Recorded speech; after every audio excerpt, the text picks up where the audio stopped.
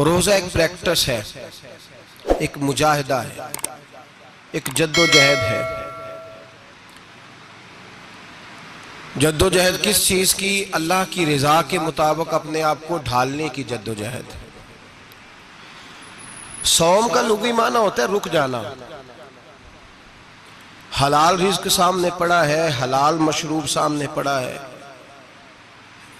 हलाल रिश्ता बीवी का मौजूद है, लेकिन इन सब चीज़ों से हालत रोज़ा में रुकना, अल्लाह की रज़ा के लिए रुकना, इसका नाम रोज़ा है। सौम का माना रुकने के हैं, परहेज करने के हैं, बचने के हैं। हर चीज़ मौजूद है लेकिन अल्लाह का हुक्म नहीं है तो लिहाजा खा नहीं सकते। तो रब फरमाते जब जायज़ चीज़ है तू मेरी मर्जी के बगैर मेरे हुक्म के नहीं खा सकता, तूने रुकना है तो हराम कैसे खा लेता है? अब जायज़ चीज़ के लिए तुझे हुक्म है, मैं कहूँ तो खाएगा, मैं कहूँ तो नहीं खाएगा। मैंने हुक्म दे दिया, जायज़ है, रोटी है, खाना है, गोश्त है, तेरी फ्रिज में पड़ा सारा कुछ, तू बाइख्तियार है, मुंह में दांत भी हैं, हजम करने को हाजमा भी है, भूख की शिद्दत भी है, पर मेरी इजाजत के बगैर तू खा सकता।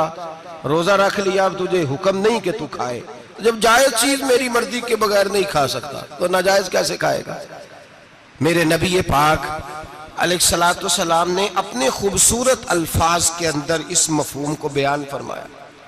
महबूब पाक सल्लल्लाहु अलैहि वसल्लम फरमाते जिसने झूठ नहीं छोड़ा, गीबत नहीं छोड़ी, बुराई नहीं छोड़ी, अल्लाह को उसके भूखे प्यासे रहने की कोई जरूरत नहीं।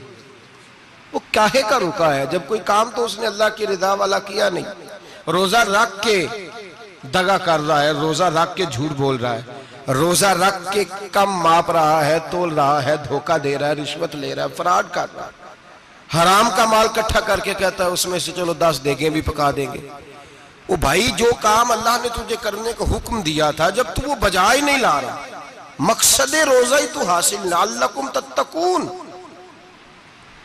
रोजे का मकसद ये है कि तू परहेजगार हो जाए।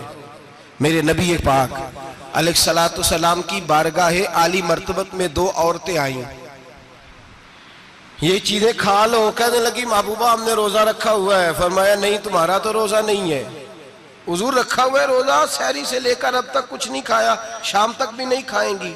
महबूब ने फरमाया जरा कह तो करो, उल्टी तो करो। कह की तो उनके हलक से खून भी निकला और गोश्त के लोथड़े भी निकले, फोटियां भी निकली। नबी पाक ने फरमाया वहां बैठ के तुमने अपने जानने वालों की गीबत नहीं की, चुगली नहीं खाई? खामोश हो गई, गर्दनें झुक गई। नबी पाक ने फरमाया तुमने कुरान नहीं पढ़ा कि जो अपने भाई की गीबत करता है वो मुर्दा भाई का गोश्त खाता है? तो गोश्त खा के भी तुम्हारा रोजा रह गया। किस तरह का रोजा है कि साहब रोजा रख के ना रखने वालों पे तनकीद कर रहे हैं। तरावियां पढ़ के निकले हैं तो कहते हैं मैं अकेला ही नेक हूं, बाकी तो मोहल्ले में कोई पढ़ता ही नहीं। ये कैसा तेरा रोजा है कि तू रोजा रख के तो उसके मकसद को नहीं समझा? लअल्लकुम तत्तकून। रोजादार तो वो है कि रोजा रखा हुआ है, खाने भी से रुका है, पीने से भी रुका है, अमले ज़ौजिय्या से भी रुका है, फिर वो झूठ से भी रुके, गीबत से भी रुके, बदनिगाही से भी रुके, हराम खारी से भी रुके सारी चीजों से। ये बतलाइए कि रोजे की हालत में अपनी बीवी के पास जाना मना है तो गैर महरम को देखना जायज है? हमारे टीवी पे मैंने पहले भी कहा था कि हम ठेकेदार और जिम्मेदार नहीं है मजहब के। यहां हमारे आने से पहले भी कोई बैठा था, हम मरेंगे तो यहां हमसे बड़े बड़े नेक लोग बैठेंगे, कोई बंदा जिम्मेदार नहीं है। बड़े बड़े कज कुला साहिब जुब्बा और दस्तार, बड़े बड़े साहिब बसीरत, आइमा, फुकहा, उलमा, ज़ुआमा, नुकबा, सूफिया, औलिया, गौस, कुतुब, अब्दाल, औताद, कुतुबुल अख्ताब, जाने कौन कौन आए, उलमा आए, मुफस्सिरीन आए, मुहद्दिसीन आए, गुजर गए। हम तो खाक नशीन लोग हैं, थोड़ा काम करने वाले, थोड़ी सलाहियत रखने वाले।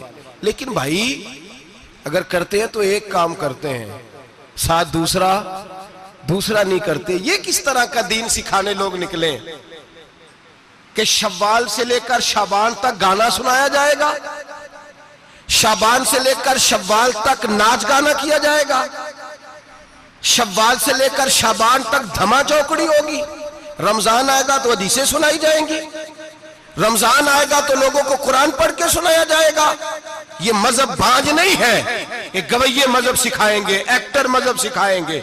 ये मजहब बाज नहीं है कि एक गिलास के अंदर पहले शराब पी लो, फिर उसी गिलास में रमजान आए तो शहद बांटना शुरू कर दो। ये बाज नहीं, ये मेरे रसूलुल्लाह का मजहब है। अगर तुम्हें शौक है दीन सीखने सिखाने का, यकम रमजान को तौबा करो और कहो कि हम टीवी पे बैठ के हदीसें सुनाएंगे तो सारा साल सुनाएंगे, और जिस जुबान से हदीस निकलेगी फिर उससे कभी गंदा गाना नहीं निकलेगा, फिर कभी नाच गाना नहीं होगा। ये कौन सा मजहब है जो बीबियां सिखा रही हैं? ये कौन सा दीन है जो औरतें सिखा रही हैं? मेरे रसूल पाक सल्लल्लाहु ताला अलैहि वसल्लम का वो मजहब है कि मेरे आला हजरत फाजिल बरेलवी रहमतुल्लाह अलैह ने फरमाया, मर्द के लिए जायज नहीं कि वो औरत की जुबान से मिलाद भी सुने, नात भी सुने। मर्द के लिए जायज नहीं, मर्द को मर्द सिखाएगा, औरत सिखाएगी तो औरतों को सिखाएगी। बेशक आप सवेरे फतवा दीजिए कि छोटी सी मस्जिद में बैठ के, छोटे से कोने में बैठ के छोटा सा मौलवी, और वहां तो इतने इतने बड़े मुफ्ती टीवी पे बैठे हुए, वो गलत है तो सही है कैसे हो गए? सुनो, मेरे नबी पाक अलैहिस्सलातु सलाम के मजहब का हुस्न ये है कि इस्लाम कहता है एक नजर बीबी को देखा किसी ने गलती से तो माफी हो जाएगी, दूसरी नजर शहवत से देखा तो हराम है उसके लिए। वो पाकिस्तान का मौलवी हो या सऊदी अरब का शाह हो, किसी के लिए औरतों के बीच फिरना उठना बैठना जायज है? मेरे नबी पाक सल्लल्लाहु ताला अलैहि वसल्लम ने फरमाया, मैं औरतों से मुसाफा करने नहीं आया।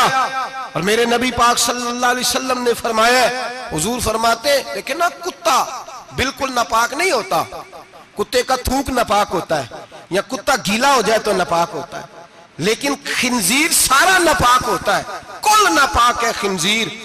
नबी पाक ने फरमाया खिंजीर भी हो और गंद में लिथड़ा हुआ भी हो, पेशाब में लिथड़ा हुआ हो, गोबर में लिथड़ा हुआ हो, पखाने और फुजले में लिथड़ा हुआ खिंजीर खिंजीर हो, उसका जिस्म तेरे साथ टकरा जाए तो इतना बुरा नहीं जितना गैर महरम औरत का वजूद तेरे साथ टकरा जाए तो बुरा है। इस हद तक मेरे नबी पाक सल्लल्लाहु और गुंबद के मामले में फतवा देने वाले, या रसूल अल्लाह कहने पर कुफर का फतवा देने वाले और बड़ी बड़ी बातें करने वाले खामोश क्यों हो गए? ला तत्तखिजुल यहूद वन नसारा औलिया। रब फरमाता है यहूदियों और ईसाइयों को दोस्त ना बनाओ, ये तुम्हारे दोस्त हो सकते, ये तुम्हारे सज्जन हो सकते। जब अर्श का मालिक कह रहा है सज्जन नहीं हो सकते तो तू दोस्ती की बात कैसे बढ़ा रहा है? या रसूल अल्लाह हमारे सज्जन कौन हो सकते हैं? फरमाया तुम्हारा दोस्त वो हो सकता है जो मोहम्मद अरबी का गुलामी करने वाला हो, जो रसूलुल्लाह की नौकरी करना हो, दोस्त होगा। दूसरा दोस्त हो सकता, कोई एक्टर मजहब नहीं सिखाएगा, कोई गवैया मजहब नहीं सिखाएगा। हजरत जनाब सैयदना जुनैद बगदादी, बगदाद के पीर से किसी ने पूछा था आज से 1100-1200 साल पहले, वो तो जमाना वैसे नेकी और परहेजगारी का था, का बाबा जी मर्द और औरत नेक हो, बगैर पर्दे के, बगैर हिजाब के, बगैर दीवार के बैठकर एक दूसरे को दीन सिखा सकते हैं? हजरत साहब बताइए, मर्द और औरत नेक हो तो बगैर पर्दे और हिजाब के एक दूसरे को दीन सिखा सकते हैं? तो हजरत जुनैद बगदादी फरमाने लगे सिखाने वाला हसन बसरी हो और सीखने वाली राबिया बसरी हो तो फिर भी बगैर पर्दे के बैठने की इजाजत नहीं। तो मुफ्ती साहब को इजाजत किसने दी? मौलाना साहब को इजाजत किसने दी? बड़ा वो नहीं होता जो टीवी पे ज्यादा आता है, बड़ा वो होता है जो रसूलुल्लाह के दीन पे अमल ज्यादा करता है। हजरत अब्दुल्लाह इब्ने मसूद रदी अल्लाह ताला अन्हु फरमाते ज्यादा बातें करने वाला आलिम नहीं होता। हुजूर फिर आलिम कौन होता है? फरमाया पढ़ो कुरान, इन्नमा यख्शल्लाह मिन इबादिहिल उलमा। फरमाया बड़ा आलिम वो होता है जो अल्लाह से ज्यादा डरता है, इसलिए कि रब फरमाता है मेरे बंदों में से जो आलिम वो हैं जो अल्लाह से ज्यादा डरते हैं, खौफ रखते हैं। तो मेरे भाई रमजान अल मुबारक में बचना है, परहेज का वक्त है, तो कोई शख्स भी कोई शो ना देखे, मेरी मिन्नत है आप हज़रात, कोई शो ना देखे। औरत का तो पर्दा है तो हमें तो तमाशे पे लगा दिया गया, अजीब किस्म के एक्टर आ गए और मजहब सिखा रहे हैं। मेरी अपील है आपसे कि सहरी इफ्तारी के वक्त टेलीविजन बंद रखें। क्या चीज खोल के रखें? या कुरान खोल के रखें या रसूलुल्लाह का फरमान खोल के रखें। अल्लाह रसूल की तरफ तवज्जो रखें, वो सीखने सिखाने का वक्त है। छोड़े गवैयों से दीन सीखा जाएगा, आप हमें कोई शिकवा नहीं है। पक्की तौबा करें, सवेरे आए, आए, आके दीन सिखाएं। और मैं उनसे भी अपील करूंगा कि आओ दीन सिखाओ।